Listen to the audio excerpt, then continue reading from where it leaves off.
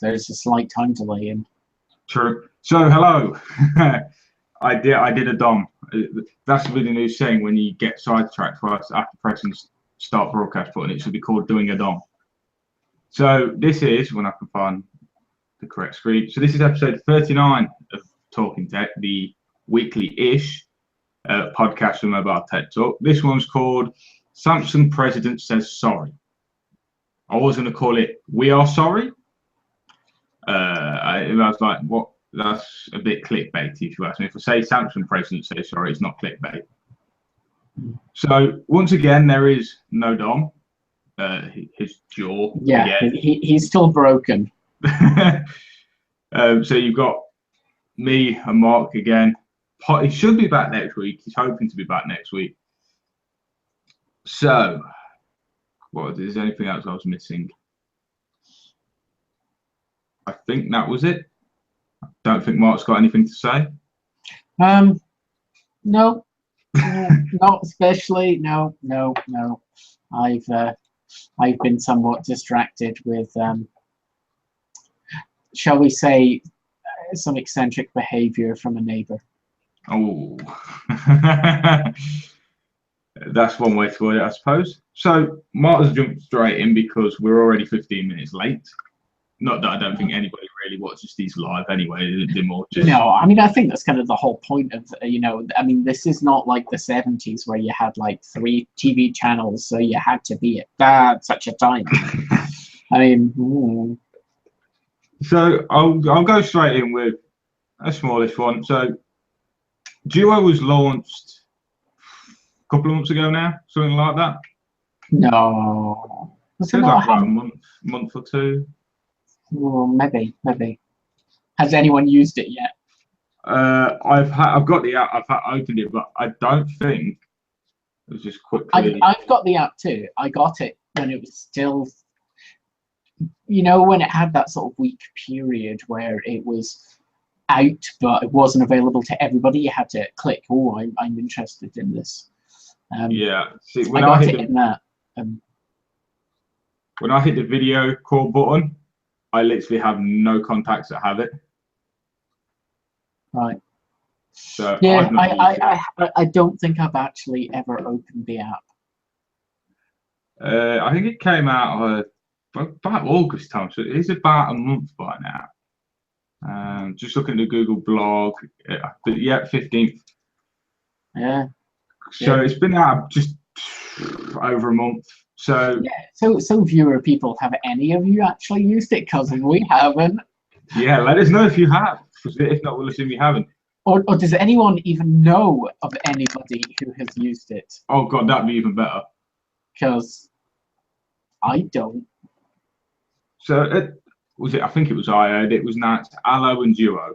So Allo was the text, Duo was like the FaceTime.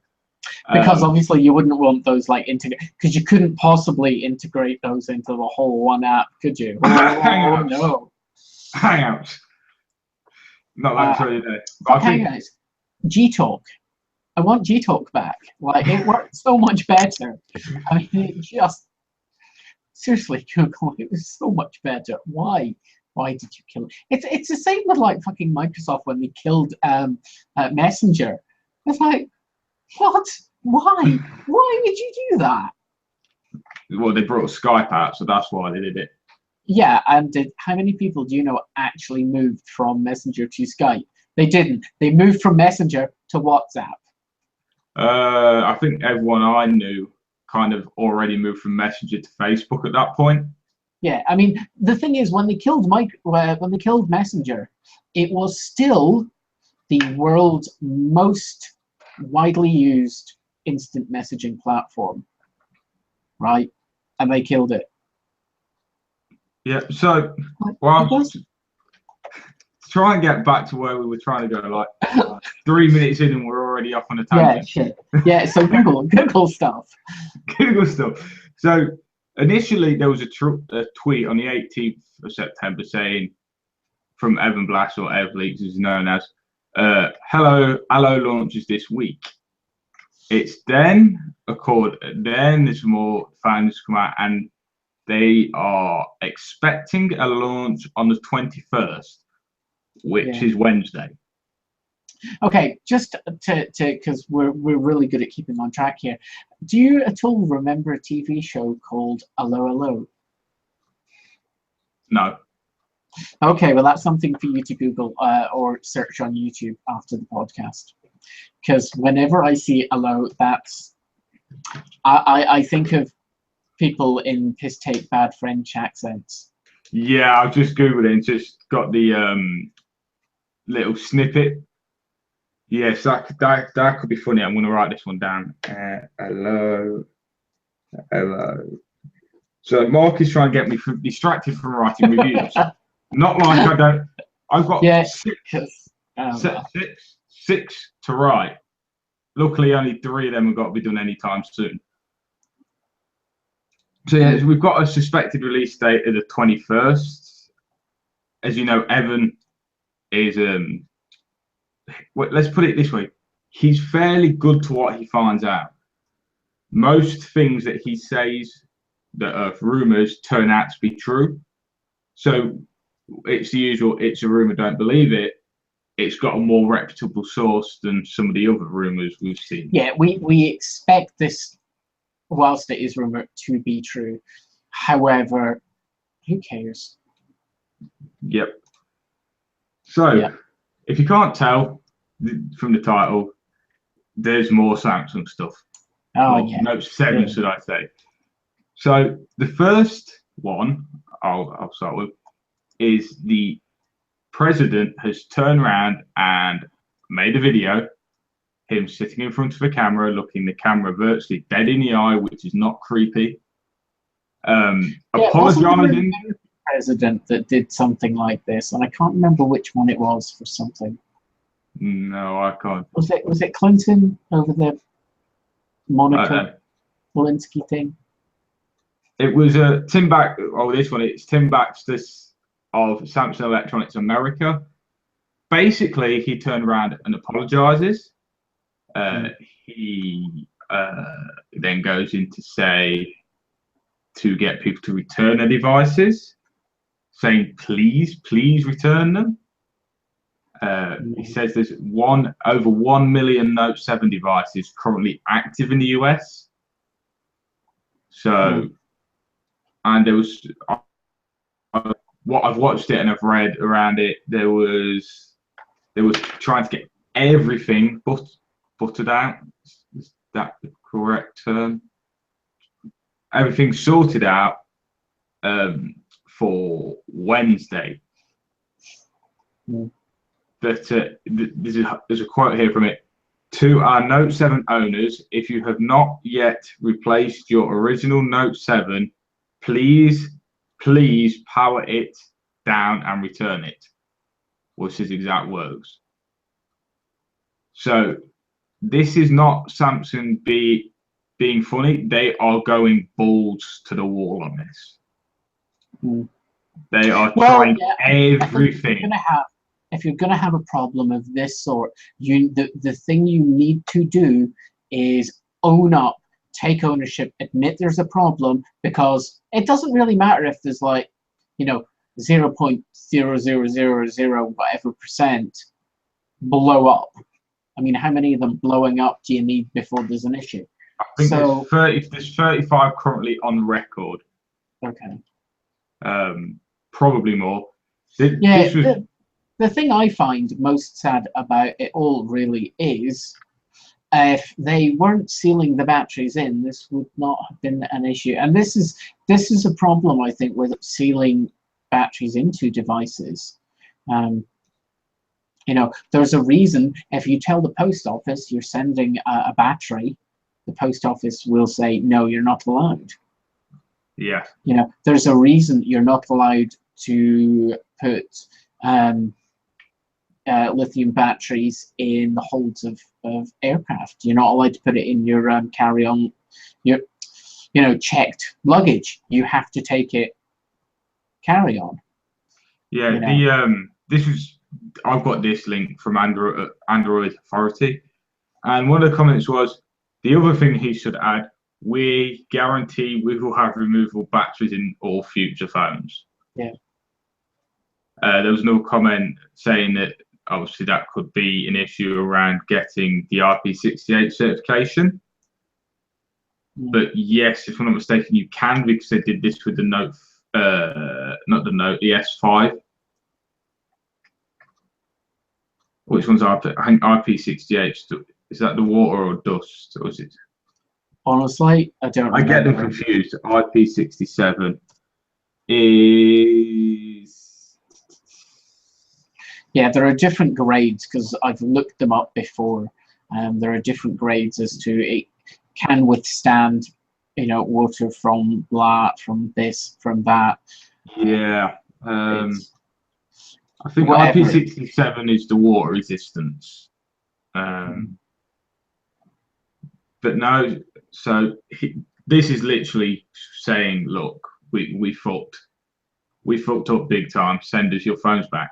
And I've never seen a company come on video to mention this. I know there was a similar issue last year within the NVIDIA tablets. They just sent out emails.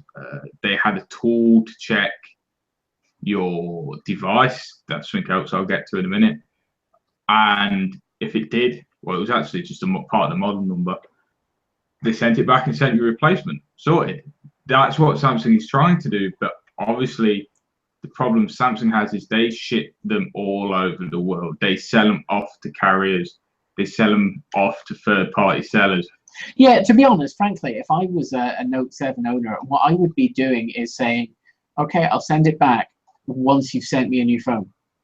Yes, that's what this is what Amazon was doing. They were getting phones, they were sending them out, and then they were saying, do whatever your old one, which I disagree with, because it should be, here's a new one, put your SIM card in this, send us your old one. That gets. Oh yeah, they should want it back, because I mean, they.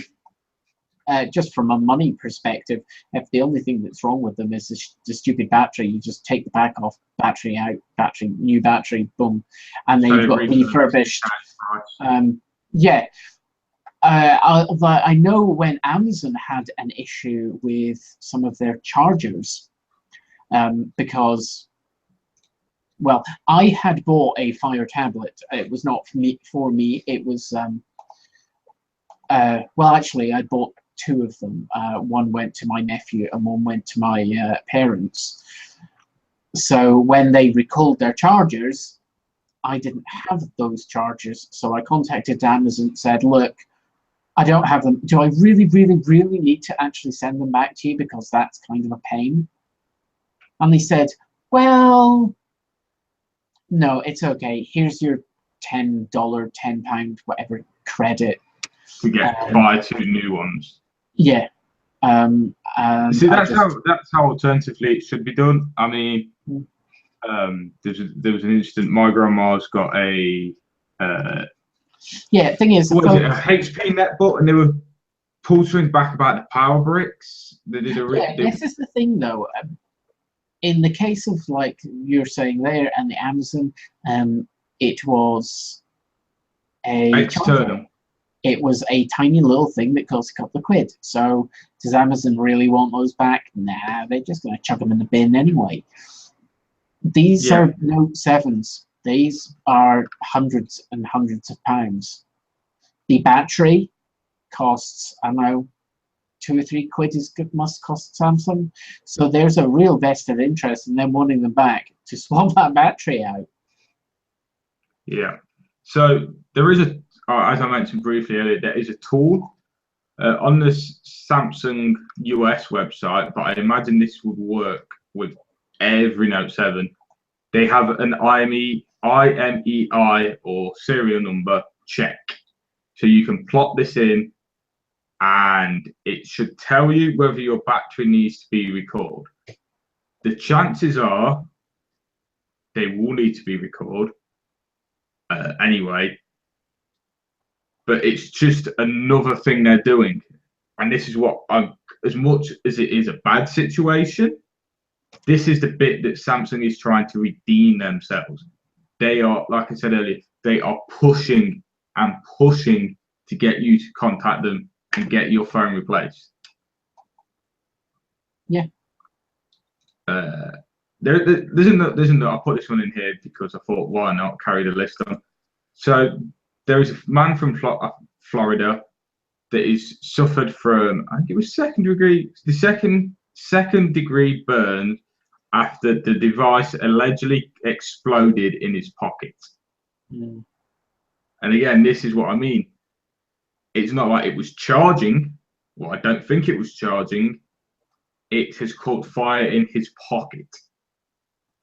Yeah, I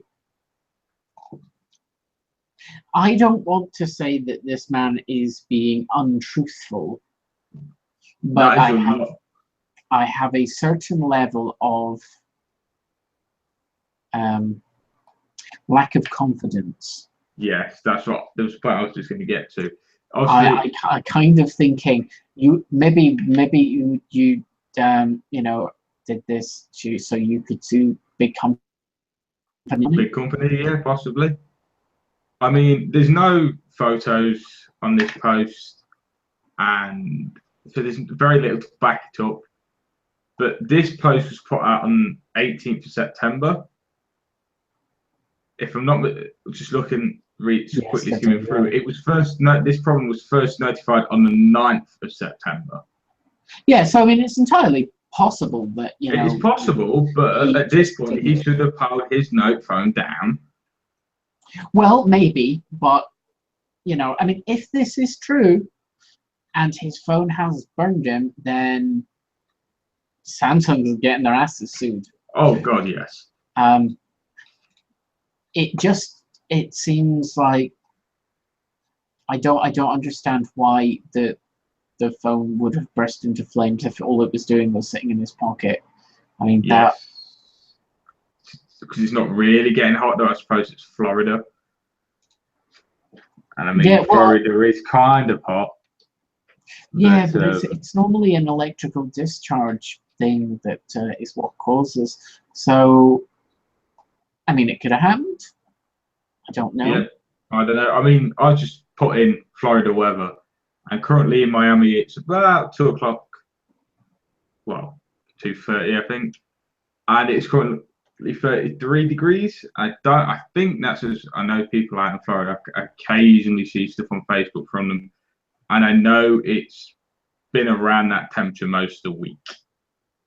Yeah, it's Florida. I mean, if you ever look at the latitude that Florida is at, you're looking like, halfway down North Africa. Yeah. I mean, it's far south. It's hot. Yeah. So I know there was the story about the Jeep caught fire because of the phone. Before I think that was Florida as well. But the difference with that one is he left the phone in the Jeep charging. Mm. So you're charging a phone in a hot Jeep, it is bound to catch fire. Bear in mind, this phone has a... Let's not say it's bound to, because no, it's not bound to, and it shouldn't. It's not bound to, but with this, it's highly likely, especially with Note 7. Yeah, it sounds more plausible. So I'll leave the Note 7 stuff there. There's probably going to be more happen over the week. Like I said, yeah. I mean, over the coming weeks, this story, there's going to be lawsuits. You're going to get people that will be sitting there furiously trying to make their Note 7 explode so that they can sue Samsung. See, I was listening to another podcast earlier today, and they were saying about this. It's like there should be in this software update there should be more notifications to the phone. Well, I think this software update, nerfing it to 60%, to me is not going to be enough. Well, I think in addition to that, what they should be doing is, do you remember when XP was coming to its end of life? They constantly, like the Windows. It was all the time. It was constantly all the time with the XP is gonna die. You better do something. You better do something every day. That's what it should be doing. They should be pestering and pestering. The same way that little pop-up thing you saw on Windows 7 and 8.1 and saw it on 8 devices when Windows 10 was appearing about reserving a copy. That was up there all the time. You could not get rid of it. It would stay in your notification tray. Samsung should have a not a full screen light, a half screen dialog box, and it should constantly be sat in the notification shade. Yeah. That way people have no excuse. But moving away from Samsung, going to Pokemon. Yeah. So if anybody remembers when Pokemon Go first came out, there was a little tracker, basically what it was. It's just a little GPS tracker, and you would wear it, connect to your phone via Bluetooth, and it would GPS track you and obviously do track the distance you walk.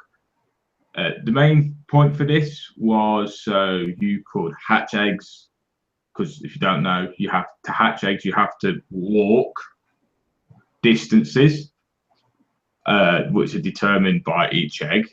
Right. So what you're saying is this is a Pokemon Fitbit. You pretty much, yes. And literally all it does is tracks how far you walk. Right. You do not get anything else from it. You don't get any fitness information. It don't even tells you how far you walked. It just keeps going and going and going until I assume you've hatched all your eggs.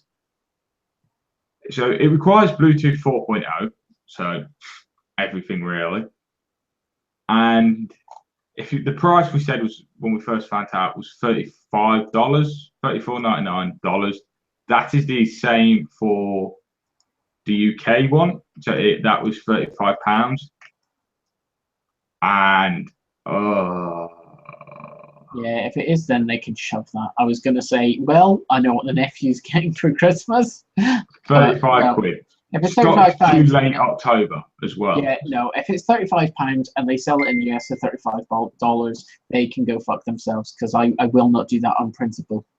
So it's 30, like I said, £35, and currently it's one per customer, and it says here due to. If I can just chip in, because holy shit. If you go to the Amazon.com page for the Nintendo Pokemon Go Plus, its current price starts at $105.48. That is literally because of how in demand it is. Oh yeah. I mean, that's arrives between September 23rd to 28th, and the continue. Oh God, there's 5 pages. There's one at $114. Oh my God, there's one at $200. Somewhere is selling it for $200. Anyone that pays $200 for this needs to be shot. I mean, when I first heard about it, this is before pricing was taken into consideration. I thought, wow, this is a good idea.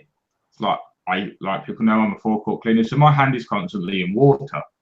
So I do a fair amount of walking just around in general. So I don't want anything on my wrist. I looked at this and was like, that could possibly even attach around your ankle. And I was all for that idea. I was like, okay, this is one way of me hatching eggs. It may give me the boost to want to play it. And then, like I said, £35. I was like, no, I'm not into this game for £35. But more importantly, what I was just going to say is Pokemon Go is now available for the Apple Watch. All right. Yeah, nephew's not getting one of those. So, yeah, it's through the Nintendo store. It's free delivery on items over £20. So at least you're getting free delivery. Yeah, I still don't care. Just on principle, I won't buy things. And we'll see when Christmas comes around. But in relation to Pokemon Go, I don't know if I ever mentioned Are you at all familiar, Chris, with the MVNO called ID? ID, the MVNO of Carphone Warehouse. That is the one. They have what I think is the perfect Pokemon Go tariff. right? They have for £5, you get a number of minutes. I think it says 125, 150, I don't know, some minutes. Who uses minutes? A bunch of texts, again, I have no idea how many, and a gigabyte of data for £5. And what's even better is it's on one of their, their capped tariffs, so that when you've used your allowance, yeah, you've used it. You cannot run up a bill.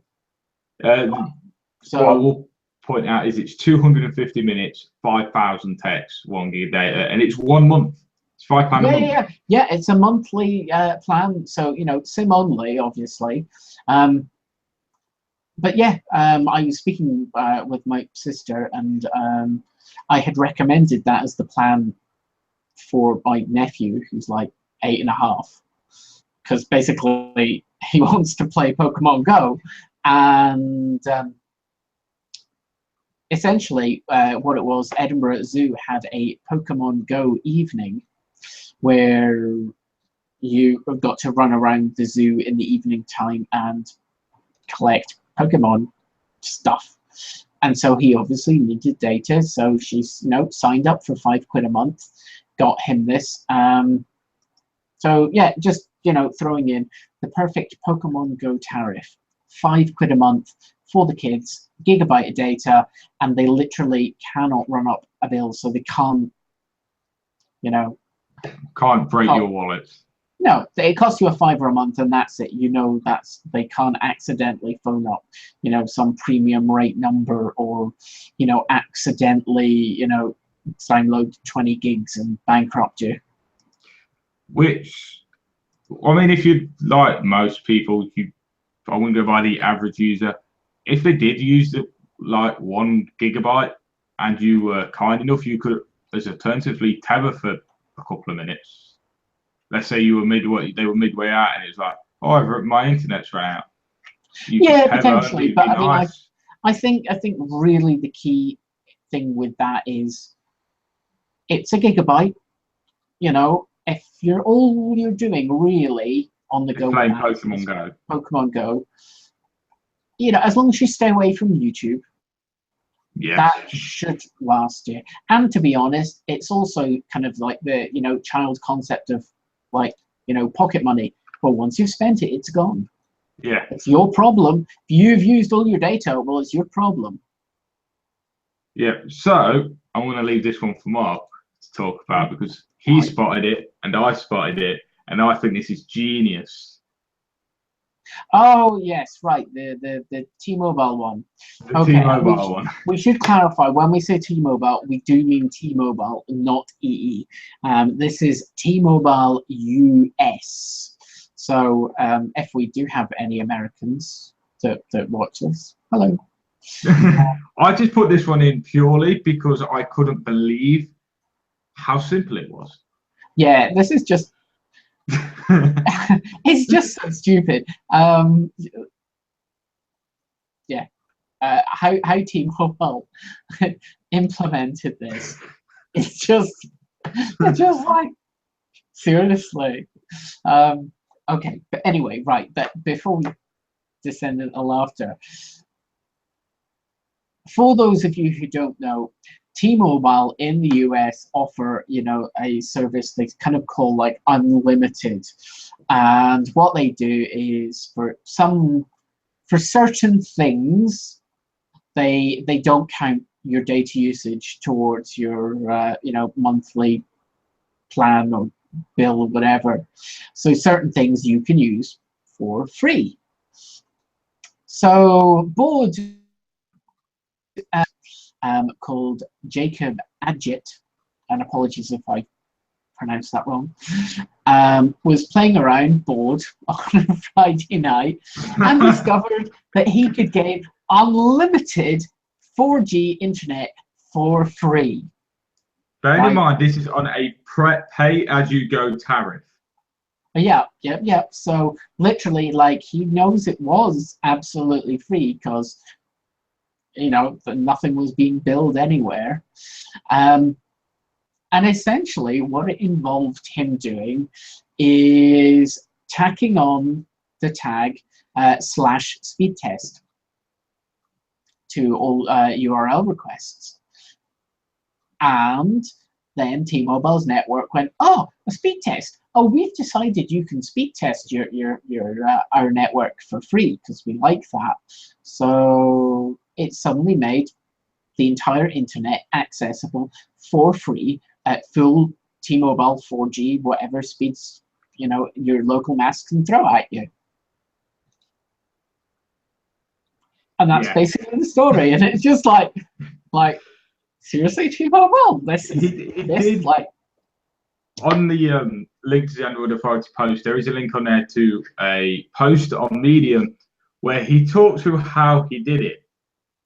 And the bit that I thought was kind of clever, instead of I think at first he was doing this manually, he then set up a remote server to handle all of this. So he was literally hounding the shit out of T-Mobile, not paying for it. And then this is the bit that I find really, really, really bizarre. He then told them that this is what he was doing, and he was getting 3 data this way. Mm. Then he took down a remote server. But I couldn't believe A, this was possible, and B, how simple it was, and C, he had the decent. Turned around and told them what he was doing. Oh, well, that I don't kind of object to. I mean, I don't object to it, once this was going on the internet, I mean, it's not like it was going to be secret. Well, it's not good, but no, me personally, if I discovered this, hell no, I'd be keeping my mouth shut. I don't know. No, I think if I was him, I would have been plastering it over the internet. I mean, this chap has just basically got himself 50 job offers, I'm sure, off the back of this, because that's going to be something. Well, when I was 17, this is like I got 3 data. This is like Steve Wozniak when he used to talk about hacking like AT&T to get free calls. Because apparently there was some secret code you punched in and it recognized you as an engineer, so you could suddenly make free calls or something. I don't know. It was before I was born. So this is like the modern equivalent. I mean, this guy in 30 years is like Steve Wozniak. So I was meant to put this in earlier, but I didn't. So there's a current beta. It's labeled up as a beta. And it's obviously on the Play Store. And if people know, when you try downloading big, I use that term very loosely, I think it's 10 meg of an app off the Play Store, it will always ask you, are you sure you want to do this over mobile data, increase big file sizes, blah, blah, blah. This, you can go into settings and say never, like always download on Wi-Fi only. I do that with auto updating apps. I tell it to update automatically over Wi-Fi only. Yeah, unfortunately, the option I would like Play updates to have is only do it when you're plugged in. Yes, I suppose if you get a backlog, that will just because battery. Yeah, it's like I have, proper unlimited data from 3, which awesome. Although I barely use it anymore now that you have unlimited data from 3. What do you do? Pay the £25? No, I'm on a contract. Okay. I think I paid 17. Oh, I know. I was on me and Dom. I know Dom is as well. We were on the pay-as-you-go bundle. And it was £20, and then they took away the unlimited data and put 12 gigabytes on. And then I used to do that years ago, and then when they had the one plan for going for 15 quid, and I was just thought, okay, that's crazy. I can't not go for that, so I went with that. I mean, 25 quid is quite a steal. Still, I've not seen any carrier at all anywhere else offer unlimited data for that price and on pay as you go. Yeah, I mean, can't fault 3. But sort of going back to the issue is, whilst I really don't care if Google downloads, gigabytes over the network, what I really care about is the shitty battery in my Nexus 5. You download a gigabyte update for some stupid game, and au revoir battery. Yes, if people don't know, Mark has a Nexus 5. The battery is beyond repair, and if you see, to be fair, it's not like I think the battery has particularly gotten worse over time. I mean, maybe it has. The battery has just always been shit. It's a small battery, and I let the phone run everything and have 10 bajillion apps, and it all wants to run them all constantly. So the battery just... And this is why we give Mark all the Qi charging stuff. Yeah, because I basically have them located everywhere. Because this stupid piece of crap, okay, it basically, if you're not using it, you should be charging it. Yes. At first, I wondered why Mark was always asking for Qi stuff, and then I realised. So getting back to the topic in hand, this is popping up for some users and some users and not for others. It's literally a pop-up that pops up every time saying, to avoid data charges, blah, blah, blah, download over, wait till there's Wi-Fi, which we've seen before. What this does, it then puts it into a queue. So as soon as you get a Wi-Fi connection, it will then download, which, like I said, it's a beta, so it's not guaranteed to work. Yeah, I mean, this is sort of maybe nice, but if I've literally just said install app, I probably want to install it like right then. The thing is, in the Play Store, I don't think it gives you the size of the app. No. According to the screenshots, it says. Or does it? I didn't think it did. Oh yeah, it does with this screenshot. I mean, when you're in the store and you press install, without this pop-up message appearing, it just says large app. It doesn't tell you directly in the app page. The existing method doesn't tell you what size it actually is. This does. So yeah, because the one I really noticed this from is one of my default apps for just for testing phones for the GPU really is Asphalt 8. And I use it because that's just what it's free. I've run the same course a million times. I've actually never run the second course, but I've run the first course a million times, so I can pretty quickly say to a phone, oh, right, okay, this is having problems, or nope, that runs it totally fine. Yeah. When you install that app, the first thing it does is say, we have to download tons and tons and tons of crap. And the reason for that... file. Yeah. And the reason for that is that Google, until I think they did up the limit, but they had a file limit size, so you couldn't have anything bigger than, I think it was like 40 megabytes or something silly. Something fairly small. Yeah, so the game install file had to be tiny, and then the app itself would download all the data itself afterwards. So yeah.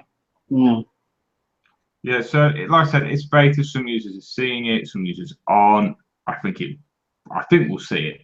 I mean, it's kind of one of them features you'd expect to see. And the question I kind of ask is, why wasn't it here before? Mm-hmm. But although that said, I still want to know why there isn't a please only auto update shit whilst you're plugged in. Because I really want that one, Google. I really, really do. I mean, I really, very much. Really do. Yeah. Just, I mean, I don't understand, like, who wouldn't want that? I mean, why would you want your phone auto-updating all the apps at 9 o'clock in the morning when you've literally, like, just gotten to work and, boom, it wipes 20% off your battery because it's just downloaded 20 updates? In all fairness, though, if you're going to it, you'd probably have a charger with you anyway. Well, that assumes you have that facility. I mean, not everybody's job. I mean, your job isn't used at a desk, is it? No, but I always carry a power bank just in case. Right, but you know, you're kind of weird tech nerd. I mean, most people don't. Yeah, I mean, like where I work, no, I can plug in if need be. There is a couple of sockets where they are free. I could plug in, but like I said, I carry a power bank 9 times. Well, it used to be 9 times out of 10. Now it's like hardly ever. But in the hard case I have, which I can't remember where I put for the camera, I have a small battery bank. So if both camera batteries die, or a camera battery dies and I know I'm not going to use it for a while, I will plug that in. But I'm trying to think of what jobs besides like what I do, and a couple of others. Anybody who doesn't work in an office. Yeah, I suppose. I mean, you think anybody that works in retail?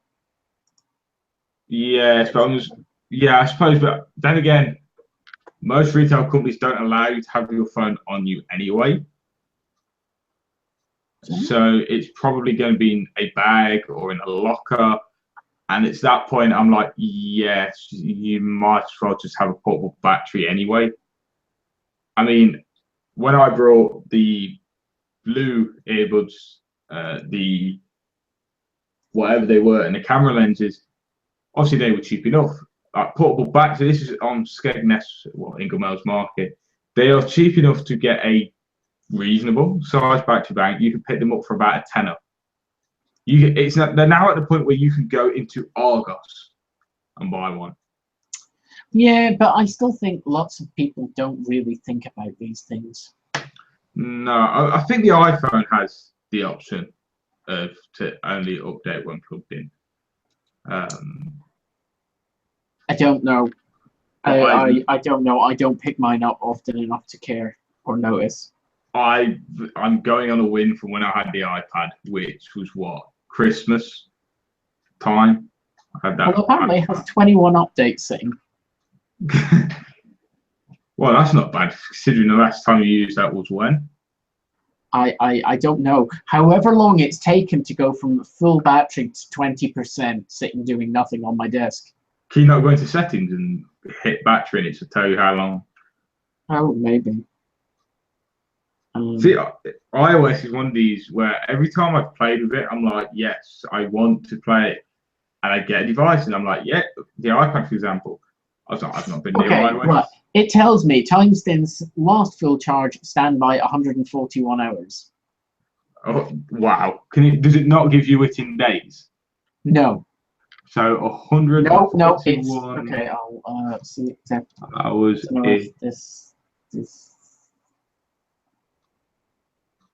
Oh wow, 141 hours and 20 minutes. So 141 hours is 5 days. So you've had it off for it's 5.875 days. So what's that? 5.5 days? Yeah. I mean, of course, it has no SIM card in it. I don't think anyway. Yeah, no SIM card. On Wi-Fi, sat literally on my desk doing nothing. So that's not, and what's that, the iPhone 5? Yes. Oh, that's not too bad. So we are kind of doing good for time, touch wood. So I want to leave this last one to Mark because I haven't read it and the headline does not put anything into perspective from the bits I've glanced over.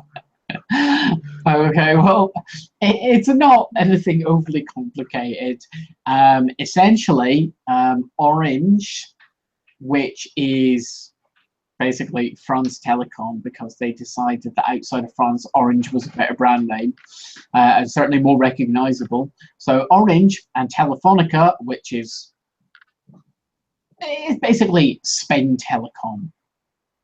And Telefonica, those are the people that own O2. So they have both sort of come out and said growth in Europe is dead. Basically, everybody and their dog in Europe has phones, so we think the market is completely saturated. Our profits are going to be squeezed ever tighter through mergers, which they expect have to happen.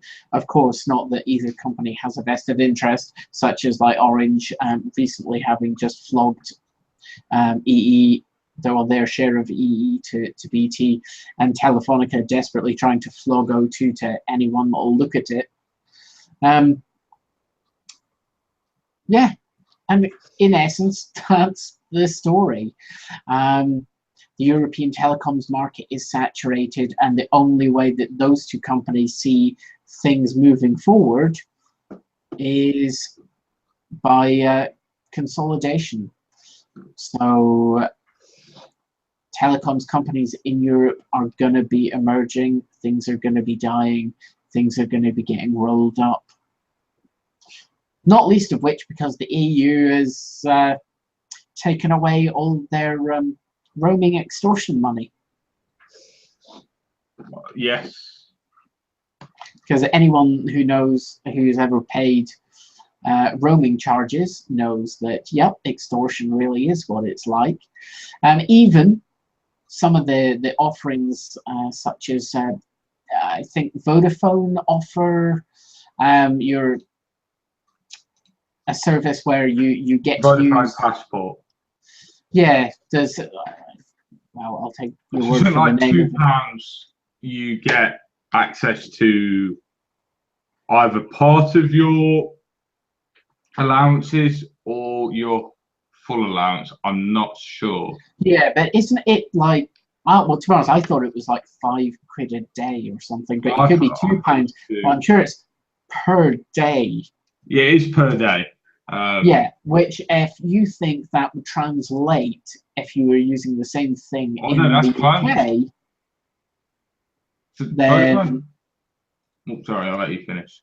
Oh no, I was just going to say, if you translate that, that is like an extra £60 a month onto the contract that you're already getting. Which, say that's £30 a month. I mean, that's like £90. Yeah. That's ouch.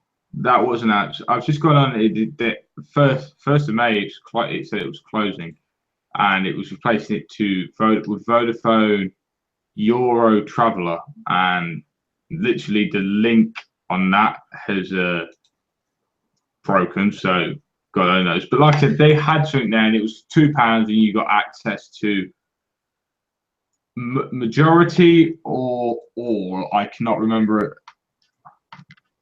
Yeah, I mean, don't use them. A friend of mine does have a Vodafone contract that he uses for that sort of thing. So certainly, I mean, companies are getting better, and I think certainly 3 has pushed the market forward, because it's not like 3 ever does that, in sort of forcing different operators to begin to act like the EU is supposed to be a single market, so maybe treat it that way. Yeah. And the fact is, it doesn't cost the networks huge amounts of money to route calls and route data. It really doesn't. So there's no excuse for it. It was I've just managed to find it. I'll quote it from the Vodafone website because it's just easier. With Vodafone Euro Traveller, you can take your UK minutes, text, and data with you for just £3 a day. A day is midnight to 11:59 p.m. local time. Yeah, and if you're only going on holiday for a week, or more likely 2 weeks, people will go, "Oh, it's not a lot of money." You just pay it because, well, holidays, you spend money like it's going out of fashion on holiday. You pay for things because, oh well, you're on holiday. What the hell? But if you think, if that was your, this is just to get your normal package. Yes, so you still have your normal package to pay. Yeah, and sorry, what was that? £3 a day you said? £3 a day, and that's a day of whatever time zone you're in. Yeah, so I mean, £3 a day, that's 90 quid a month on top of what your normal contract is. I mean, you could opt in and opt out, so it's not too bad. Oh, of course, and it's in the context of roaming charges, it's reasonable. But I think people tend to think of these things, certainly at home anyway, as monthly, because that's what you get billed in. So that would be I believe it'd be £42 if you went away for 2 weeks. Yeah. Which, to be honest, I wouldn't pay. Well, yeah, I'm on 3, and I don't know what countries. To be honest, the only countries that are probably likely to go to is Spain anyway, so it's fine. I know Spain is covered. Germany is being covered because Craig was a bit bummed when he went to IFA. But like I said, I know the States is covered. But like I said, 3 are really like 3 is, to me, 3 is one of these networks where they just go, yeah, why not? Yeah, three has been the force that has pushed the UK market forward for the benefit of the consumer at absolutely every turn, which just kind of points out that the fact that the EU stopped Hutchison from buying O2 was just such a pile of shit. Yeah. I mean, I'm sure it absolutely had nothing to do with the fact that Orange wanted a big dollop of cash for selling their share of EE. I'm sure it absolutely had nothing to do with the fact that the French government still owns a great giant sliver of Orange / France Telecom. Sure, it's in no way related whatsoever. So, as far as news goes, that's all I've got. Yeah. So roaming. Yeah. Roaming. Just moral of the story here is just don't leave the UK. Yeah, totally. Yeah, just go on holiday in the UK. So much easier. You don't want to go to Calais, because I've been speaking to people that have come through Calais, and they say it is honestly worse in person than it is on the TV. So you kind of don't want to touch Calais. Though the thing with Calais is you can, well, if you live near the southeast, you can do it as a day trip. Right? Yes, true. And the ferry companies give you stupidly cheap prices if you do a day trip. Right? Yeah, so really cheap. So what you do is you get in. You find your friend who has the largest car and boot space. You take the seats out, fold the seats down, remove everything whatsoever.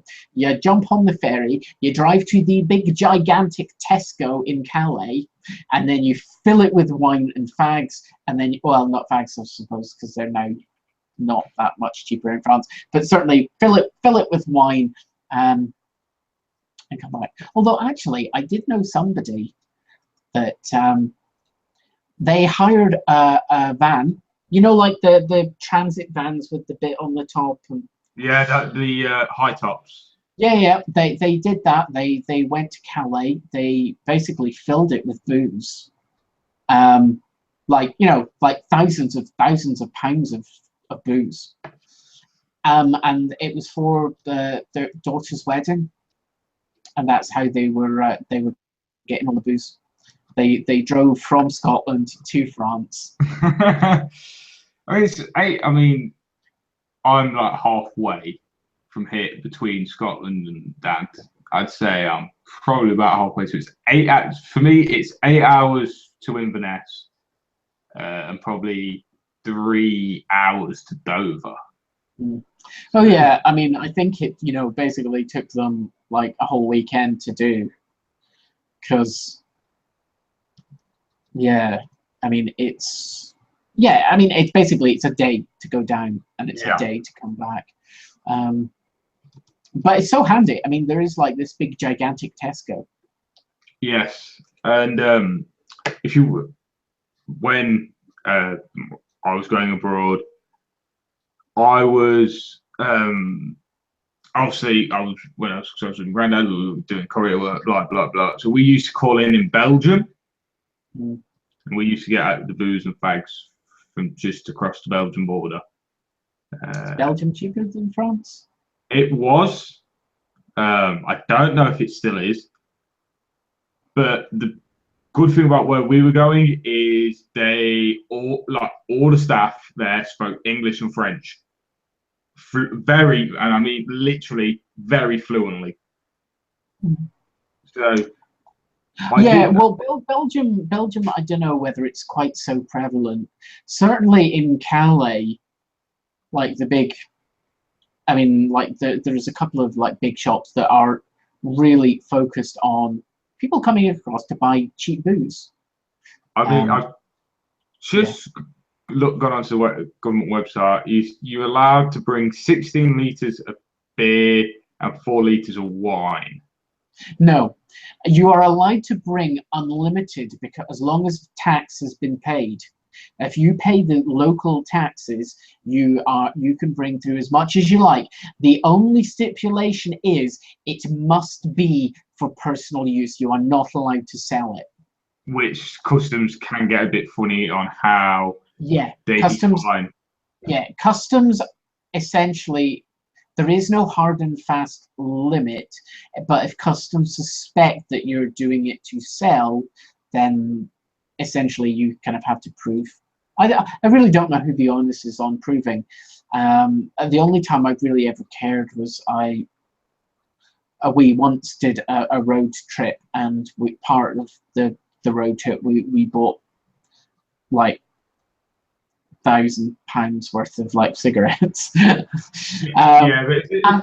customs didn't give a shit. They didn't even bother to look in the bags that were strewn across the back seat of the car. They just were like, yeah, whatever. Yeah, I imagine it being a bit uptight about it now. But like I said, when I was younger and I was going across, you just definitely. Well, like I said, we were in a van, so we didn't get stopped. We used to get stopped going in.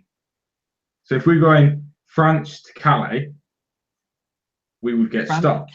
Calais in France, like Dover to Calais. We used to go through for no problem.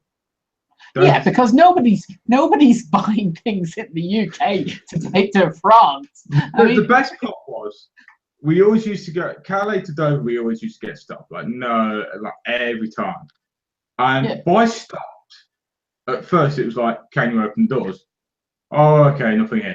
It then got to the point of what's in the back, and we used to say, "Oh, because we used to take motorcyclers. We used to say, "Oh, it's a motorcycle." A couple of bits and bobs. They're like, "Yeah, okay," but they always used to pull us aside for that. If it's a van, maybe that's a thing. That could be a thing. Yeah, I mean we were in a car, so they just I mean literally we had like carrier bags full of bags, and they just like didn't. And because we were, because I had made a point, there was a friend of mine whose father worked in customs at Edinburgh Airport. So, we'd kind of contacted her to say, like, find out from your dad, like, what are the allowed? Because we don't want to.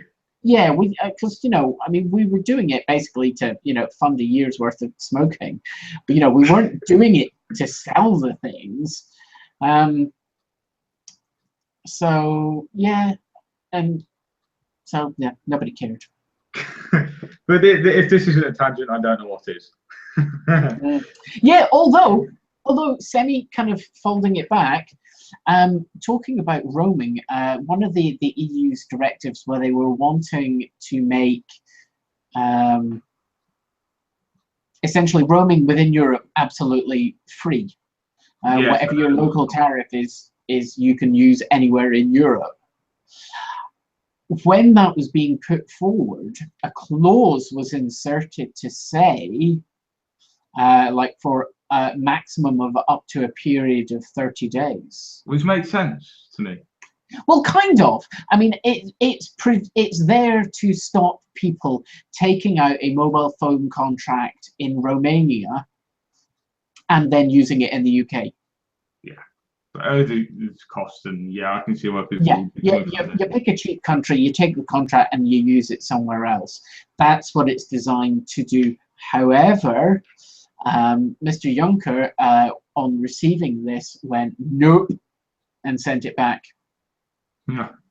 So So EU not apparently pleased with that. And in fairness, I think it really should be that you should be able to just buy one and it should be able to use. I mean, that's the entire fucking point of the thing called the single market. Yeah. So before we go any further off, I haven't got anything in for current devices. I literally sent the Tab Prime and the Turbo 7 back today. I think I covered the Bluetooth earbuds last week. So I'm literally at the point now where I've got 6 things to write reviews for. So keep an eye out for them. And I'm just going to pass it over to Mark because he's probably going to come up with some more items that he's got through in the last week. Yeah, one of the things I've got in is a little tiny speaker thing from LG, which I have mixed feelings about, although it has the loveliest case I've ever seen for a little thing, which is complete overkill and completely stupid. I don't understand what but hey, it's pretty.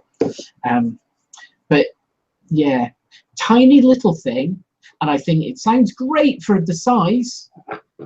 What I don't think is that this started retailing at £150. Because holy shit, £150? No. No.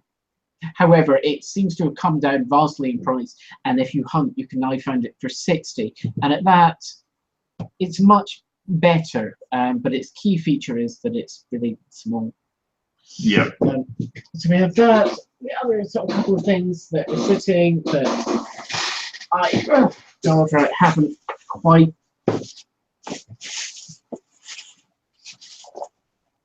So we have Trinity. That name sounds familiar. Yes, because I mentioned them earlier.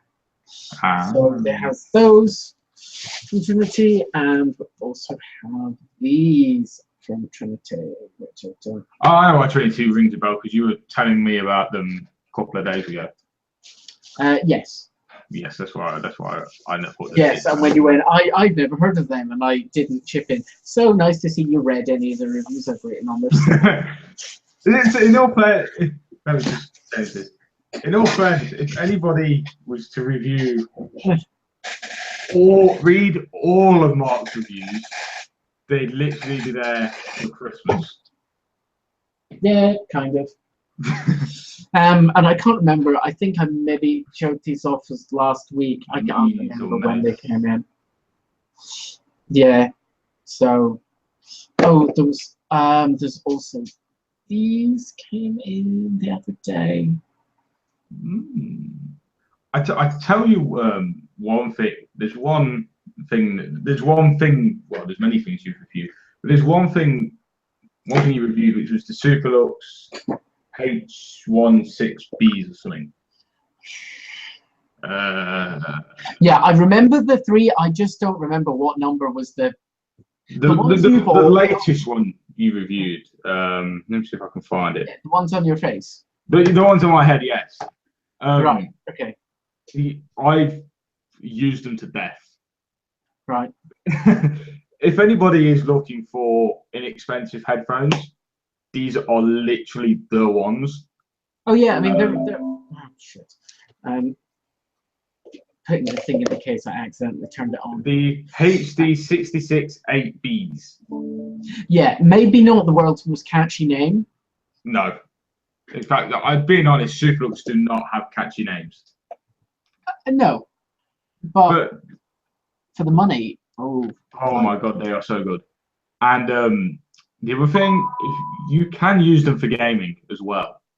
I've played a couple of games and they are just so comfortable. I mean, occasionally I get the sweaty ear, and sometimes in the ear cup, the top of your ear will touch.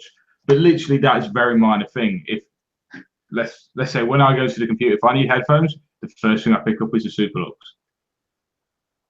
So wrong math. So if you need, they're about 20 quid still again at the minute. So yeah. I mean, I kind of do find it somewhat I don't know if I should be like bizarrely suspicious, but it's you look at things and think, how do you even post this for the like what you're charging? Like how? I think they're at 21, or was that one that I paid for them? Oh, they're at Oh, 22.26. They're on yeah. they're on the deal again. Engine. There's 37 left. Ends in 1 day. Oh right, yeah. Although GearBest seem to kind of Throw everything on sale quite a lot, actually. it's like the golf sales, they seem to be. You can buy them on Amazon as well. So if you don't want to go through GearBest and you want them a bit sooner, you can grab them through Amazon. But yeah, I mean, I think that's kind of the only slight downside with GearBest. Although they do also, for some products, have they've got a US warehouse and an EU warehouse. US, EU, and China. I think they have 3.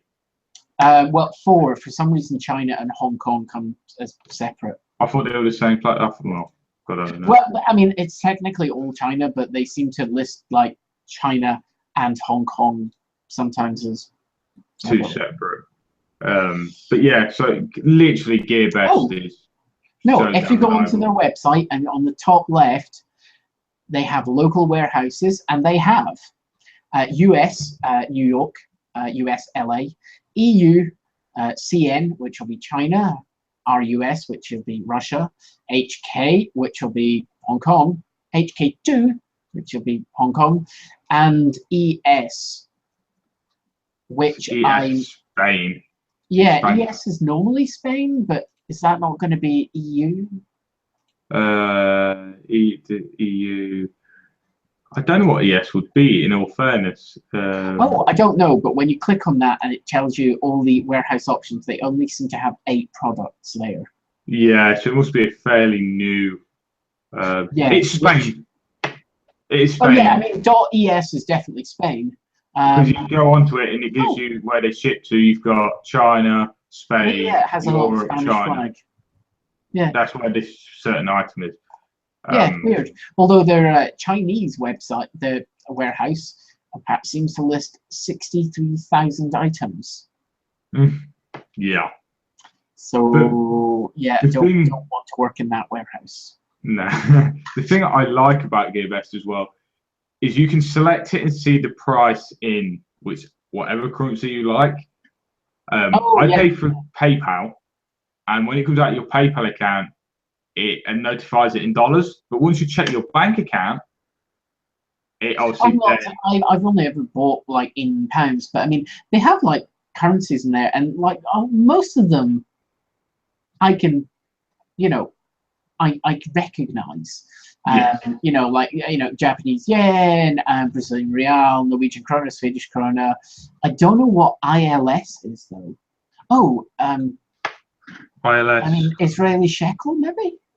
ILS currency is about Israeli new shekel. Shekel. It is currently worth about 20p. Yeah, no, so it is Israel. Okay. I couldn't work out what the L stood for. God, I don't know. Yeah, the MXN. So I'm going to assume that's Mexico, but why does it have a yen symbol? Mexican currency is Mexican pesos or pesos. I cannot pronounce words. Pesos.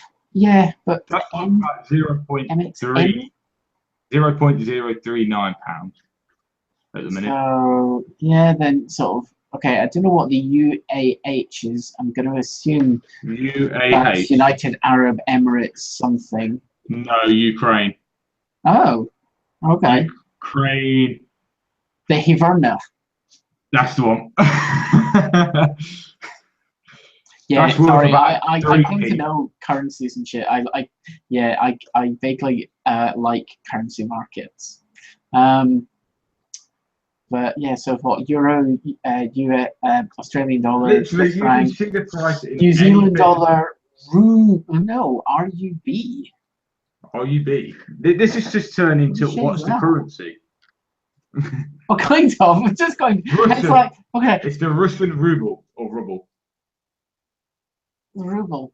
Okay, it's just the symbol is a P. which are okay. Then CLP, what? Don't know that. Oh, Danish CLP kroner is the Chilean peso. All right. Okay. KRW. KRW is the South Korean won.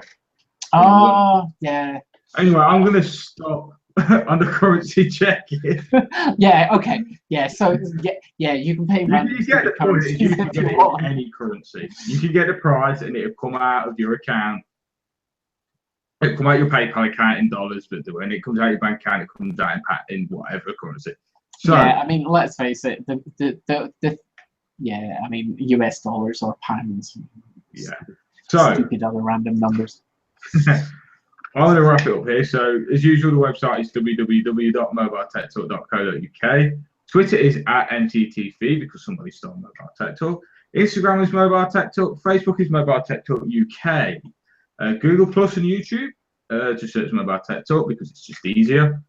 And then there's Patreon, of course, the thing we always mention. So if you pledge us a little money, we can make some better shit for you. I don't know what's happening next week. I've not honestly thought that far ahead. Dom should be back. Yeah, we think Dom should be sort of fixed by then. Half fixed. Yeah, so he may be back. He may not be back. So push comes to shove, you get me and Mark again. Yeah, and we'll see if we can also try and get Craig back at some point. Although Craig's job seems to be not actually doing work, but just driving around the country and going to work. I know, with the job. Yeah. To be honest, how he stands, I See, I like traveling, so. Yeah, but I mean, like you said, he randomly has to come to like Edinburgh this week, and it's like, okay, that's not like a daily commute journey. But Edinburgh and Wigan are the ones who seems to come out of the most. Yeah, well, I think the company he works for is based in Edinburgh, or headquartered in Edinburgh. Headquartered Edinburgh and then work out. I don't know the company name, so I couldn't tell you. Yeah, but no, so we should have. Don't know where Wigan is. So. It's down south, Mark. Yes, so is most Scotland. So. It's not near the Scottish border up, so yeah, you probably don't know where it is. Yeah. It's not. I don't think it's near London either. So you don't know where it is. So no. I mean, I'm much better at world geography, but UK geography is sort of like London, Londonshire. Buckinghamshire. Wales, sort of Manchester's around there, and then you've got Newcastle up there somewhere. So, and York and Durham, I quite like those. Carlisle, then you're on the Scottish border. Oh, that's kind of the West Coast. I don't kind of do so much the West Coast because it rains a lot. My Audacity says 1 hour 15. Yeah, so we'll shut up and go away. Yeah. So if you enjoyed this, please let us know. Give us a review on iTunes, because when we go onto iTunes, it says this podcast hasn't collected enough reviews for them to give. I don't know if that's a genuine thing or nobody's reviewed us. Or it could just be that somebody from Apple's seen us talking about Apple and have gone, fuck you. So yeah, so if need be, give us a review on there. Tweet us, and like I said last week, is there anyone you want us to have on as a guest?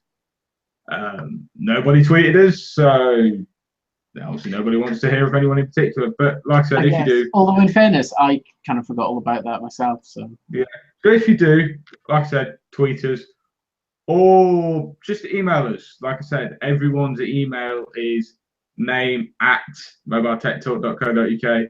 So if you want me, it's obviously Chris at mobiletechtalk.co.uk, Mark's Mark at mobiletechtalk. You get the message. So just see if there's anyone you want. Just let us know. We can try. I mean, I wouldn't be lying if I said it'd be nice to speak to someone different for a change.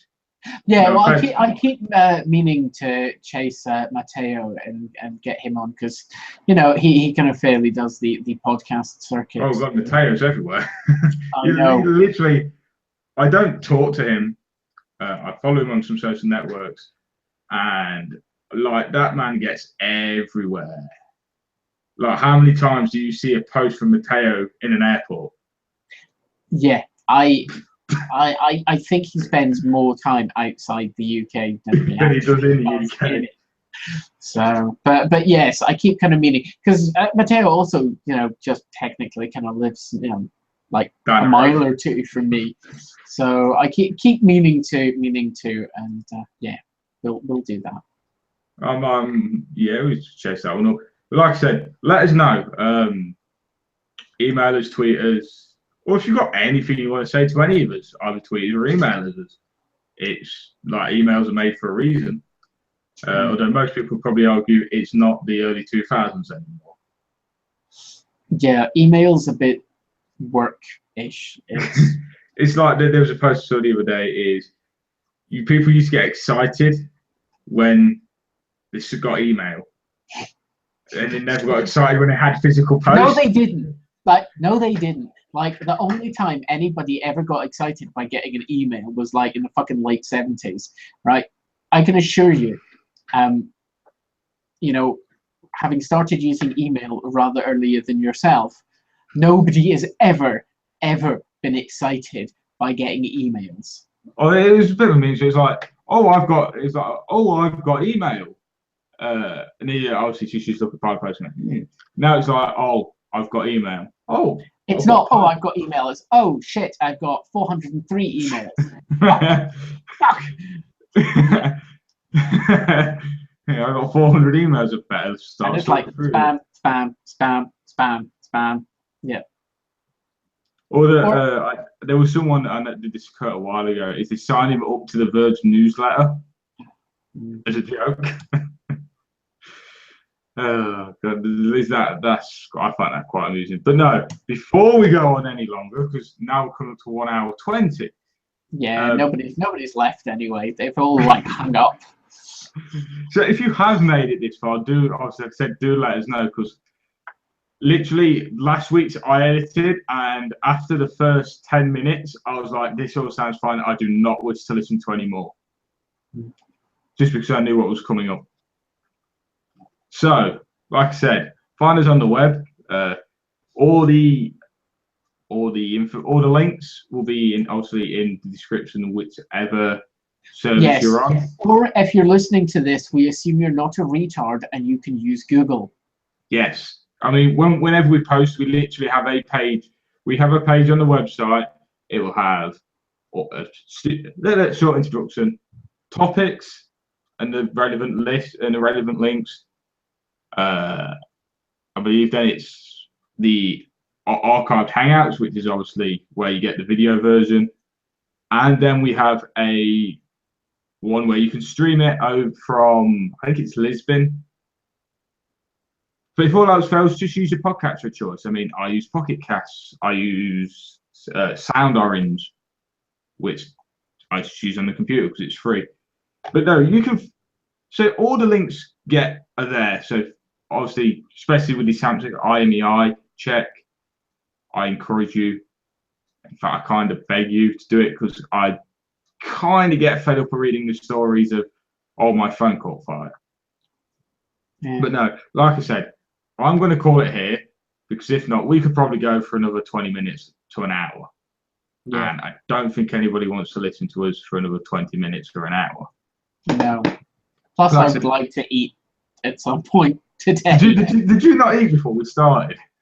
No, I basically I couldn't decide what to do, so I went to the freezer and started raking, and the length of time as to which takes to produce.